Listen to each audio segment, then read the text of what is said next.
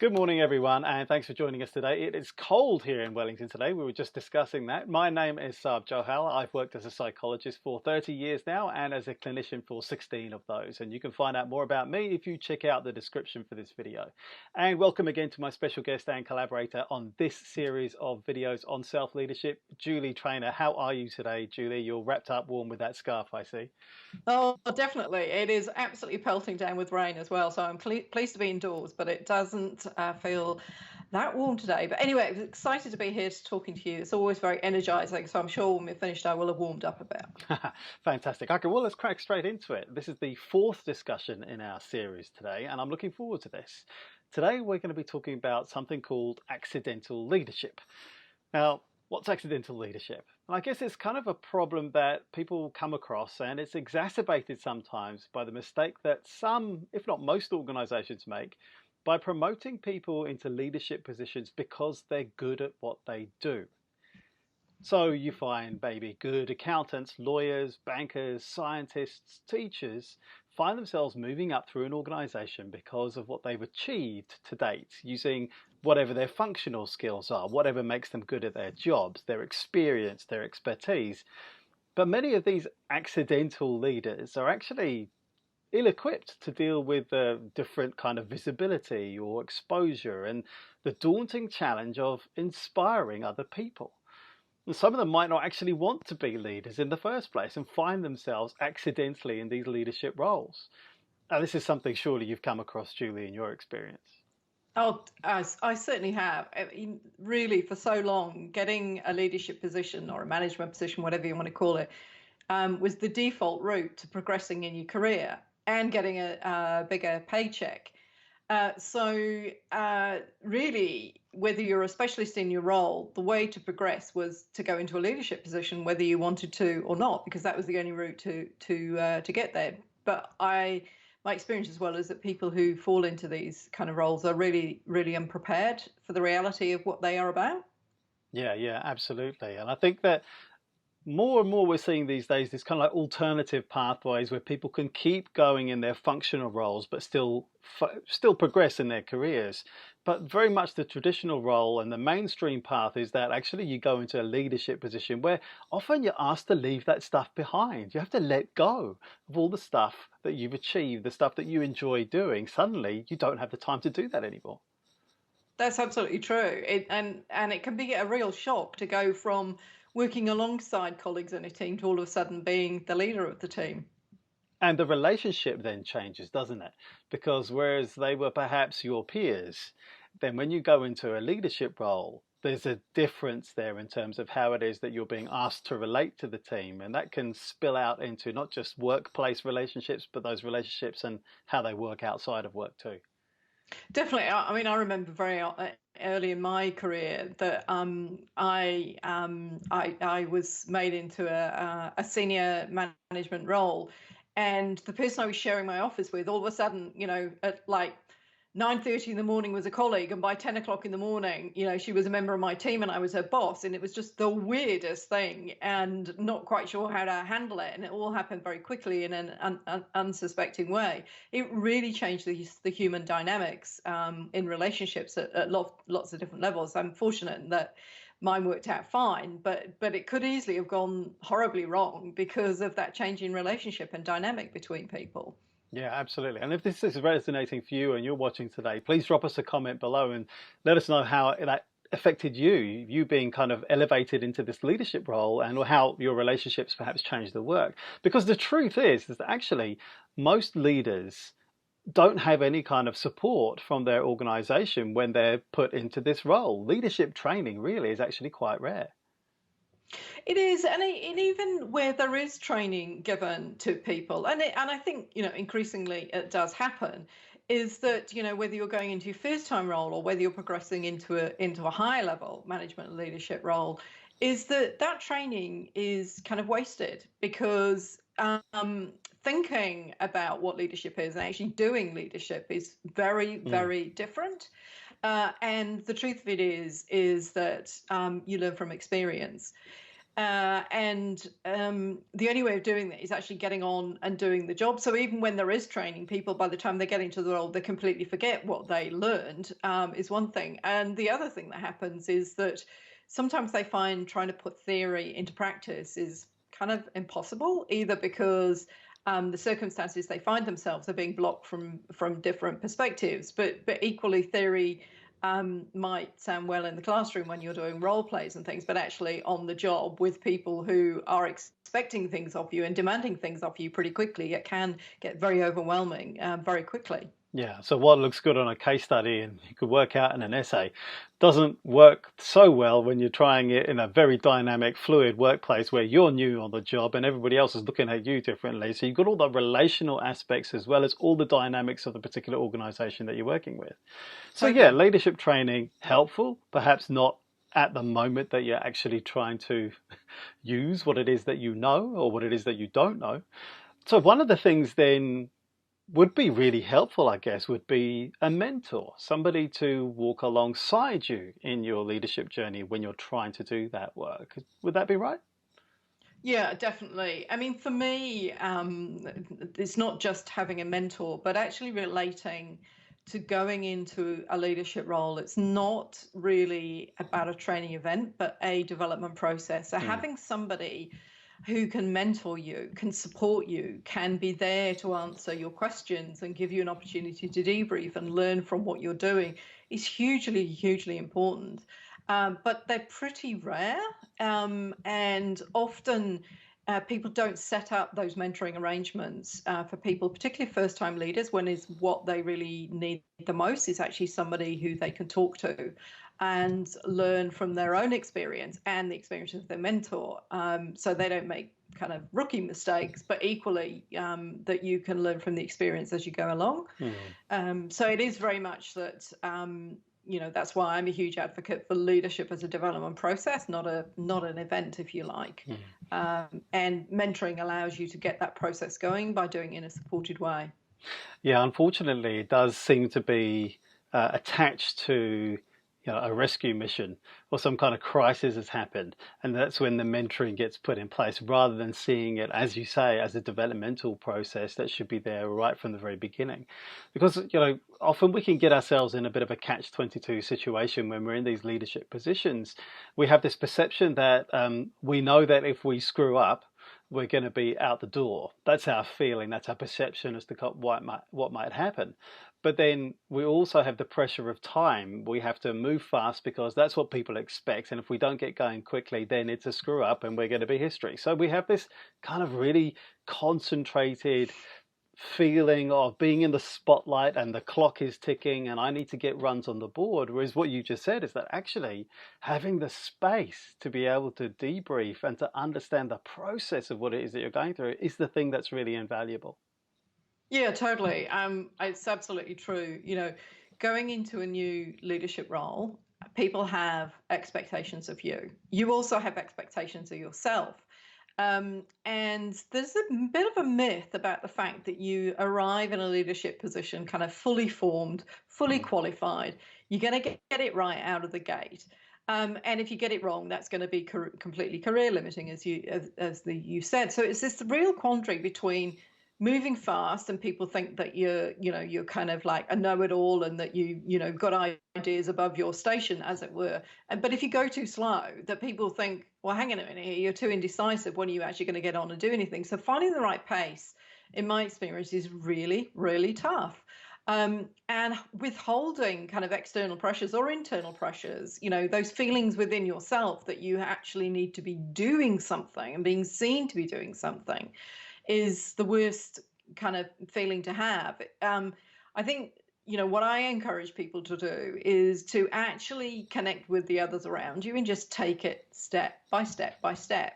Show that you're willing to learn, show that you're actually plan to do something, and you can talk to people about what you plan, and you can learn from others what they think is the most meaningful and the most important thing for you to put your focus on. But that gives you a starting point. because that's often the way, is that you can feel completely at sea. You can well, where are all my bearings? Where do I go first? Whereas actually, if you just get yourself a starting point and then just work out, well, okay, so here I'm starting here. Where am I going to go next? And then where am I going to go next after that? So it is very much a step-by-step process, as opposed to what we think is we kind of come out going, okay, I've got this sussed. Right, off we go. Yes, I'm And a that's newly where hatched people... leader, and this is the world, and I'm fully programmed, and I'm ready to go. I can run. Exactly. Well, I'm a gazelle. I've just been born, and I can run with the herd within 30 seconds. No, it doesn't really happen like that. No, No. it So one of the doesn't. things that you talked about there, which I'm curious about, is this idea of tempo. This idea of actually what you need to do is to listen and understand the tempo of the organization in which you're working in. And then once you've got your starting point, then you can start to think about, well, do I need to change the tempo at this point in the organization, or do I need to mirror, or do I perhaps need to slow things down? And being able to adapt and understand the tempo of the organization, I think, is probably one of the key points to start off with, and not being driven by this perception of actually the tempo needs to be really fast and getting stuff done. Totally, and I think it's it's a situation where if you go into a role, is getting a steer from whoever's put you in there, if you like, about what their expectations are, not just like the expectations, but what do they expect of you in the first few days? What does your team expect of you in the first few days? And then when you've got the first few days out of the way, you can start to think about, well, what might I be doing in the next week or so? And then the next week can stretch out into the next month. And then you start to build up a tempo over time. But it's something that evolves, as opposed to, it being signposted. You've got to go here by a certain date, because it just doesn't work like that in my experience. It is something that happens because stuff happens, doesn't it, every day, and you have to respond to those those circumstances and that changing context. So by allowing yourself to kind of not quite suck it and see, well, I guess actually suck it and see is a good way of putting it, is that you start and you see how it goes, and then you learn from it, and then you move on. So you actually build a pace. Now, some things you're going to move on really quickly because there might be a problem that needs to be resolved, or your team might be saying to you, look, this has been an issue for a while, and we think we want to resolve it in this way. What do you think? And you think that's a really good idea. So you can actually make progress quite quickly on things, particularly if they matter to your team as well as to you. But actually the pace evolves over time, as opposed to thinking, yeah, you're thrust in charge, you've got to come out the gate really fast, and you've got to get things done, you've got to prove yourself. That is where I see people fall over really quickly. I think what you're talking about there as well is, like, rather than going for the big gesture, perhaps, which is the tempting thing to do, is to really understand that the little things that are incremental and add on top of each other, and then are able to multiply the effect of the initial early things that you might have done, they are the sorts of things that then add up to something that becomes more substantial, rather than trying to go for something big, a big gesture at the very beginning, which perhaps may fade away and leave you still somewhat unanchored. Yeah, definitely. And I think if you are take on a leadership role as a step up, as it were, from an existing professional role in your existing organization, in the first job is about recalibrating all those relationships. It's about not quite renegotiate. Well, I suppose it is a renegotiation in many ways, but actually talking to people about how you want to work together.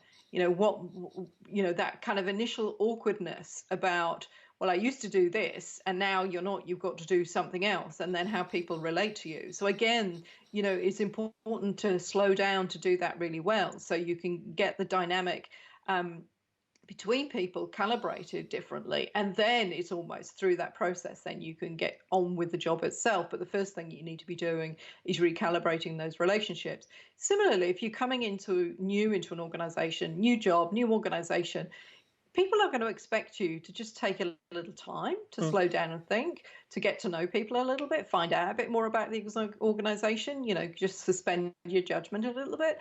So again, it's that process of actually, building up to getting on and doing things, but similarly recognizing that in yourself, you want to make a difference quite quickly. But people will expect things of you, but it's kind of working out, how do you calibrate that? And then how fast you move, how fast you move. I think there's a couple of things there that I'd like to just separate out and talk about a little bit more. I think the first thing is that, the acknowledgement that actually you don't know much, perhaps, in this new role. You may know a lot about what it is that you normally do within that organization. So I guess one of the things then you have to do, if you do find yourself as an accidental leader, is that you probably need to redefine what you think of as success, because it's probably not what you're used to being recognized for.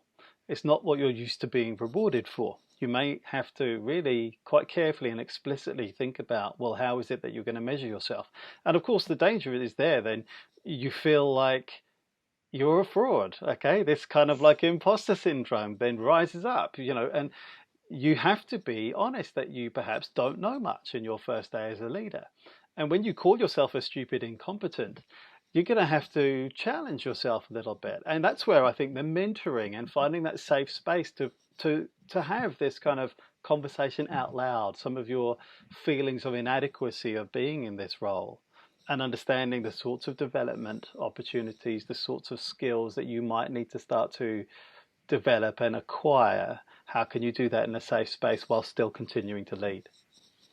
Yeah, definitely. And I think success, though, defining what that success is not just what you achieve, but well, I suppose, it is what you achieve in the sense that you get things done, but it's actually having a process to work out what success is in the first instance. And it's something that you might be given some guidance by whoever's recruited you into the role. But I think it's kind of working out, well, where do I think I can make the biggest impact? Trying to calibrate what you determine by success by that balance between what the people want from you, but actually what you think you can make happen quite quickly.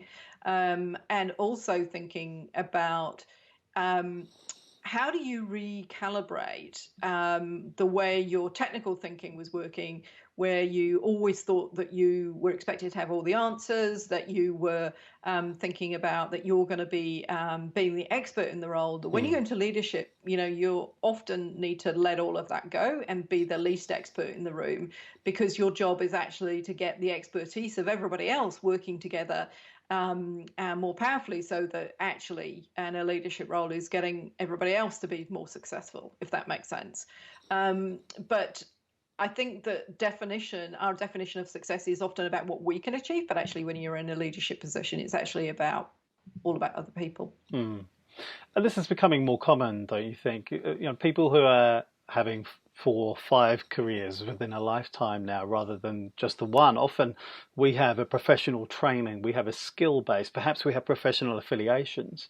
And then as we move either within an organization or within a particular career pathway, and we may switch and jump onto another path, or we go into and we're elevated into a leadership position where we're having to perhaps let go of that skill set. I think often there's an unrecognized or untalked about sense of grief that's kind of attached to that. There's this kind of, well, this is what I used to do and I kind of miss that. How do we deal with that, Julie? Do you come across that much? I do, and I think people handle it differently. I think the people that recognize that they are changing, their role has changed, and therefore what they do is going to change, are the ones that settle into these accidental leadership roles most successfully. I think the people who are a little more reluctant, as it were, reluctant leaders as opposed to accidental ones, they're very resistant to letting go to what their old job used to be, because they felt secure and safe doing what they've always done. And so stretching yourself into something that's new and different is it is challenging to do because it is new and different. But the thing I think is that you have to it's almost like you really have to let go and saying, that is not my job anymore. It used to be, but it is no more. And I've got to focus on my new job as opposed to what my old job was. And I think so many times people don't see it that way. They see it as, oh, well, this is just a progression from what I used to do, as opposed to actually something completely new and different. Because even when you were an expert, the likelihood in a leadership position is that those skills are going to be deployed in different ways. I think we come back then, I think, to the importance of mentoring. I think actually it's not a nice to have. It's one of those must haves. I think if you do find yourself in this kind of accidental leadership role, reluctant or accepting, understanding how it is that you're going to process this change in role for yourself. Because I think that it's all too easy to feel swamped or overwhelmed with feelings of inadequacy or this imposter syndrome. And so being able to process that and have a safe space to do that, but also understanding that actually you don't need to vent all this out in your team, in your leadership, or in your organization. Because often people feel like they're working through stuff live as they're kind of leading, and often that can be really unhelpful. But what are we to do with that? You know, how is it that we could deal with this? And I think it's really important to find people that we can confide in around some of these emotions and feelings. Yeah, definitely. And I mean, I'm very lucky as a coach that I get employed by organizations to actually provide that mentoring role, that coaching role. Because for some people, those mentors are just not available, or within the organization, it's too close to home that people don't feel as though they can be as open and candid about what's going on for them. Whereas when you go and talk to somebody who's completely independent of your organization, whether it's, a professional coach or a mentor, or somebody who's a mentor, it could be your mentor from outside your organization, it's crucial space where you can really think things through. You can talk about how it really is in reality. It's an opportunity to be questioned about, whether that's the reality or whether it's what you think is going on as opposed to what is going on. And I definitely see the benefit for first-time leaders to have somebody who's on their side that can help them work out, well, where can you do better next time? Because sometimes you feel crushed when things go wrong, but having a mentor as somebody can go, no, well, that's, I mean, just don't make the same mistake over again, but what can you do differently? But actually getting people to think about what they can do differently. And also to get them to reflect not just on what went wrong, but actually the fact that they're human and things are going to go wrong and it's okay. And saying sorry or saying you don't know is as much a leadership skill as it is to be the person that's supposed to know it all and get things done and be switched on all the time. But I think unless you have that mentor, that coach, that external independent kind of voice, if you like, it's very hard to do that, because if you try to do it for yourself, you can really tangle your head in knots, because you start to talk to yourself in a way that's actually not that healthy. This came up in a few conversations I think we were involved with recently, this idea of self-awareness. And so often it comes up is that actually self-awareness is the key to be able to exert leadership in an organization. But then how do you know that you're being self-aware? And I think, as you say, it's very easy for you to tangle yourself up in knots unless you're either highly skilled and very experienced. But even then, I think you need kind of like external touch points in order to reset your compass every now and again. And I think that that's where somebody else to talk to, even if they're not necessarily in your field, somebody else who is experienced and trustworthy, where you have a good relationship. And I think that that's where it becomes key for you to be able to become more aware of some of your weaknesses, but also your strengths, and understanding where it is that you can bring some of your strengths to bear in the short term for you to help deal with some of the challenges that perhaps are highlighting some of your weaknesses, but also for you to be vulnerable enough for you to say, actually, this is something that I need to work on. Yeah, definitely. And, those conversations can be with friends or colleagues or people who are in similar roles, either within your organization or another organization, because I think that peer-to-peer learning is also critical as well, because people who are doing a similar job to you at the same time can even be a really powerful way to get that support. I often, the kind of most common phrase that I observe in people sometimes when I'm doing peer coaching groups with people is that the people say, "Oh, I think you're being a bit hard on yourself here," and that's a really common thing that people get as feedback. Hmm. And it's a way of actually being able to say, I think you need to step back a bit and maybe not being so hard on yourself, but actually recognize that you're even making an effort is progress. But actually, the worst critic you can have is yourself. So having that external sounding board is so important to balance out that perspective. Yeah, and sometimes I think even outside of the organization is useful, because what you can come across sometimes is this organizational capture, or there is a culture within the organization where it's actually really hard to get a a point of view that is not deeply embedded in that worldview. So being able to have something that's slightly outside of that, I think, then becomes even more critical. Yeah, and it's also another reason why you don't rely on your nearest to dearest, whether Mm, it's your partner or a member of a family, because they're going to come at this from a very different point of view. They're going to be wanting to support you and love and cherish you in the way that you'd expect them to, and sometimes they can end up trying to reinforce the worst kind of stories or analysis you make of the situation you'll find yourself in. So the problem becomes not about you, but about the workplace and the other people that you're working with, when in fact, actually, it is, sometimes you need to get a balance about that as well. So finding that I think it's an independent person you can talk of, mm. that they can actually bring a fresh pair of eyes to the situation is what's really, really important. And if it's somebody that's been there and done it before, fantastic. But if not, just having somebody who you can talk to, who can hear what you're saying and can just play back to you, it's like, well, this is what I just heard. That in itself can be a good process. Mm. Hey, if this has resonated with you today, please let us know in the comments what you thought. Have you become an accidental leader recently? And if so, what happened to you and how did you adapt into that role that you found yourself in? And is there any advice that you might offer to people who find themselves in accidental leadership roles? We'd love to hear your stories. Thanks, Julie. It's been brilliant again talking with you today. Is there anything else that you want to sign off with?